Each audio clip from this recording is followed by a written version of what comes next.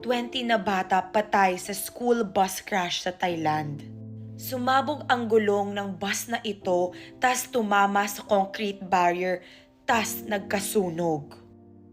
Ang sakay ng bus ay 38 students and their teachers na kakagaling lang ng school field trip.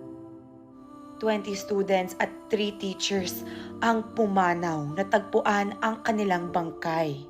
And sabi yung mga ibang bangkay maliliit kasi yung iba bata pa yung students pero hindi pa confirmed kung ilang taon. The school caters students from ages 3 up to 15. Habang it's reported 19 students and 3 teachers ang nakasurvive. But also imagine the trauma, no? Grabe, sunog na sunog yung bus. Ayon sa transport minister that the bus was fueled by extremely dangerous compressed gas.